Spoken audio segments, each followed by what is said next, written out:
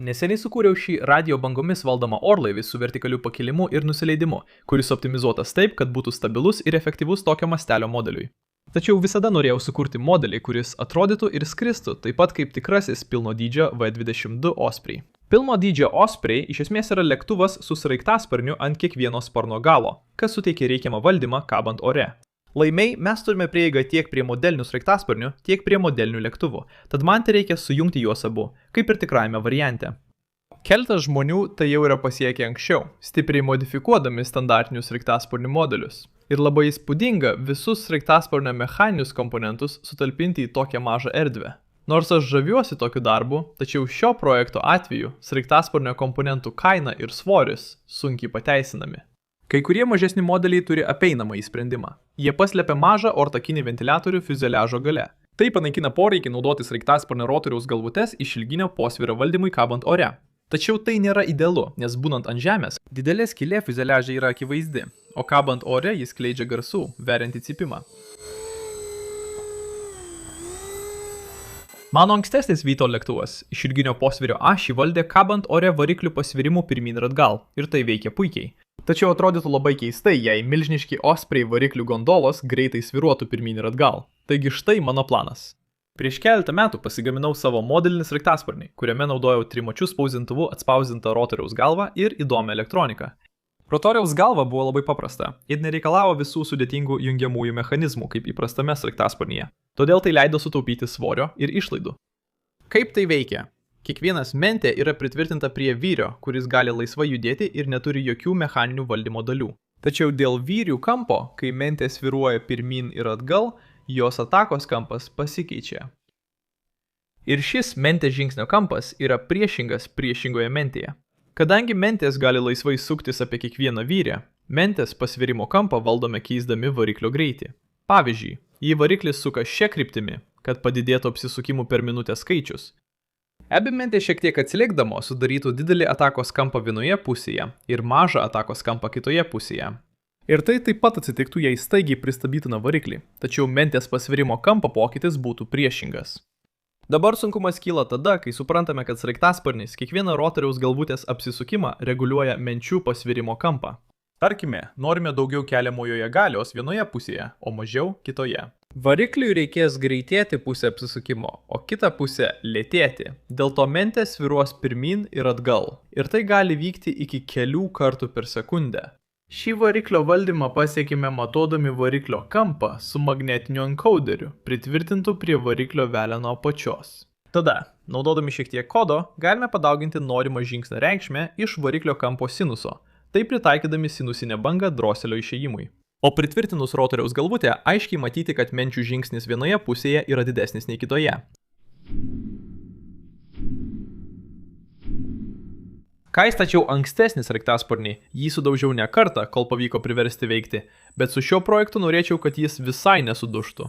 Taigi, aš sukūriau bandymų stendą, kuris leidžia varikliui ir rotoriaus galvutei suktis viena ašimi. Ir kol kas atrodo, kad viskas veikia gerai.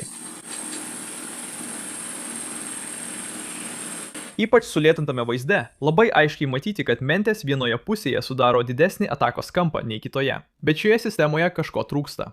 Tikrasis Osprey kiekviename rotoriuje turi 3 mentės, o ne 2, todėl aš atspausdinau 3 menčių rotoriaus galvutę su 2 mentėmis, naudojančiomis tą patį vyrių kampą, o likusią mentę su atvirkščiu vyrių kampu. Tai ir yra bandymų stendo privalumas. Galiu išbandyti šiuos dalykus be jokių pasekmių. Tačiau nustebau, 3 menčių rotoriaus galvutė veikia taip pat gerai. Iš lėto vaizdo atrodo, kad kartais mentės būna netinkamų kampų, kai praeina vidurio tašką, bet didžiąją dalį sukimosi jos laikosi teisingo atakos kampo, todėl svirtis pasvyra į kairę. Kitas žingsnis – modifikuoti bandymų stendą, kad pamatytume, kaip šis rotorius valdys orlaivio skersinę ašį kabant ore. Tai atliekama pritvirtinant akcelerometrą ir giroskopą prie svirties ir stebint, kiek tikslus yra judesys. Tada galime pridėti šiek tiek svorių prie svirčių, kad padidintume jų inerciją ir labiau imituotume didelį Osprey fiuzeliažą, kuris sviruoja pirmyn ir atgal. Nors atrodo, kad su papildoma apsunkintos svirties inercija valdymas išlieka pakankamai efektyvus, iš sulėtinto vaizdo labai aiškiai matyti, kad šie lengvi plastikiniai sraigtasparnio menčiai šiek tiek sunkiai susitvarko.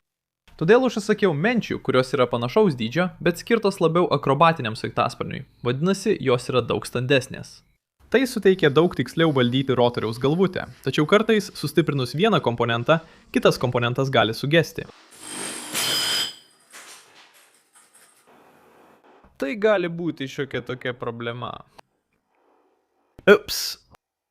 Tada aš perdariau rotoriaus galvutės centrą taip, kad jis būtų išpjautas iš aliuminio. Taip pat sustiprinau rotoriaus lankstus, tikėdamasis, kad tai padės išvengti tokio katastrofiško gedimo ateityje. Ir dabar rotoriaus galvutė ne tik tikėtina buvo mažiau linkusi sprogti, bet ir atrodė, kad veikia geriau. Taigi, mes iš esmės sukūrėme vieną iš šių radio bangomis valdomų sraigtasparnių už dalį kainos ir sudėtingumo, tuo pačiu staupydami svorio.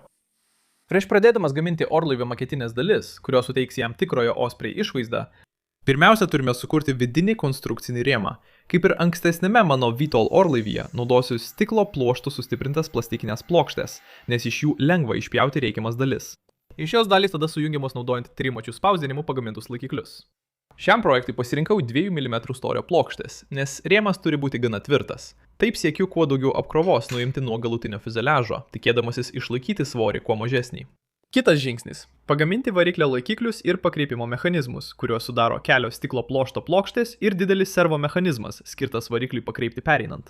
Tai tada paprastai įspaudžiama į sparno lonžeroną, o servo variklis gali valdyti variklio pasukimą naudodamas mažą traukutę. Kaip ir su savo paskutiniu VTOL orlaiviu, naudoju Arduino pagrindu veikiantį skrydžio valdiklį, kuriame veikia specialiai sukurtas kodas pavadinimu Dreamflight.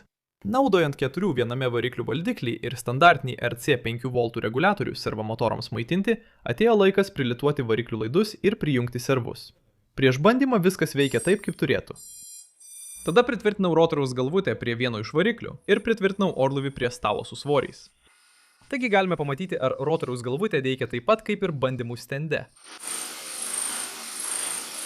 Ir atrodo, kad ji nori pakreipti orlaivį pirmyn ir atgal. Todėl atėjo laikas tikrajam bandomajam skrydžiui.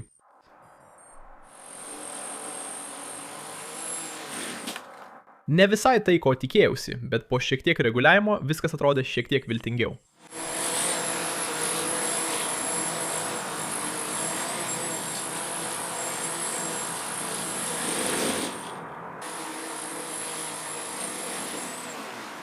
O dabar mes žengėme keli žingsnius atgal.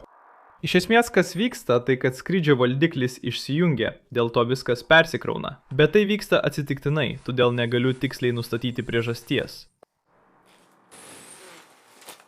Bet kokiu atveju paaiškėjo, kad problema buvo 3 V reguliatorius skrydžio valdiklio plokštėje, ką buvo galima matyti naudojant termovizinę kamerą.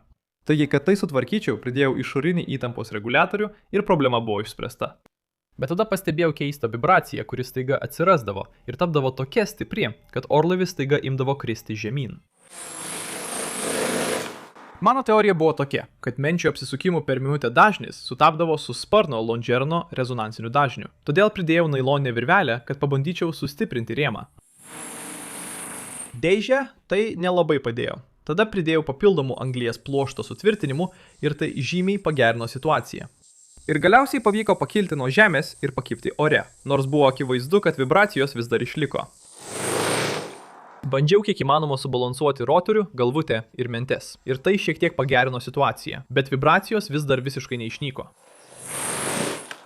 Taigi mano kita teorija buvo, kad variklio tvirtinimai lankstosi arba yra laisvumo vyriuose. Todėl aš trimačiu spausdintuvu atspausdinau daug trumpesnius ir tvirtesnius variklio tvirtinimus, kurie tiesiogiai prispaudžiami prie sparno sijos. Tačiau tai reiškia, kad nebus krypsnio valdymo, bet jei jam pavyks pakibti ore, žinosiu, kur buvo problema. Nepaisant pasisukimo į dešinę dėl trūkstamos posūkio kontrolės, šios vibracijos atrodo visiškai išnyko. Todėl rankiniu būdu pasukau variklių laikiklius, tikėdamasis panaikinti tą sukimąsi. Pagaliau reikalai juda į priekį. Aukščio valdymas su trimačiu spausdintuvu atspausdintomis rotoriaus galvutėmis veikia stebėtinai gerai, o varikliai išlieka maloniai vėsus. Dabar viskas, ko jam reikia, tai tvirtesnės sparno sijos ir visiškai naujai sukurto variklio pasvirimo mechanizmo. Tai gali atrodyti panašu į ankstesnį dizainą, tačiau čia yra keletas svarbių patobulinimų. Akivaizdžiausias – nauja eglutės formos krumpliaračių sistema variklio pasvirimui, kuri pašalina laisvumą buvusi senoje trauklėje. Taip pat šie pigūs servovarikliai nėra patys tiksliausi, tačiau jų eiga siekia apie 100 laipsnių.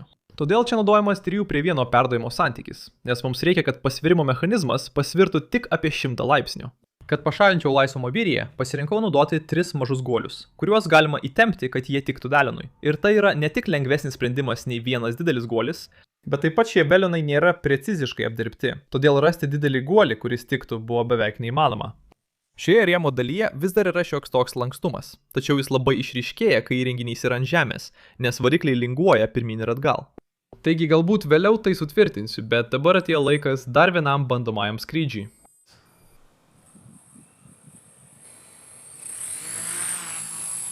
Pagaliau jis skrenda be jokių sutvirtinimų ant sparno lonžirono ir su pilnai pritvirtintais variklio pasvirimo mechanizmais. Ir, nustebtinai, net ir vėjuotą dieną jis jaučiasi gana stabilus. Jis taip pat gana manevringas. Tačiau, kad sumažinčiau vibracijas, apribojau, kiek skrydžio valdiklis gali keisti variklių greitį. Todėl esant ekstremalioms valdymo situacijoms arba stipriam vėjo gūsiui, jam sunku grįžti į lygią padėtį. Tai pasakęs tikriausiai neskraidysiu taip ekstremaliai atlikdamas kabėjimo manevrus. Kai bus pastatytas didelis fiuzeliažas. Kalbant apie fiuzeliažą, aš jį statysiu kitame vaizdo įraše, naudodamas įdomias trimačio spausdinimo technikas, kaip ir dariau su trimačiu spausdintų sparnu savo paskutinėme VTOL vaizdo įraše. Taigi, laukite tęsinio. Kaip galite įsivaizduoti, šis orlaivis turi būti idealiai subalansuotas, kad varikliai nekaistų. Labai ačiū, kad žiūrėjote šį vaizdo įrašą ir pasimatysime antroje dalyje.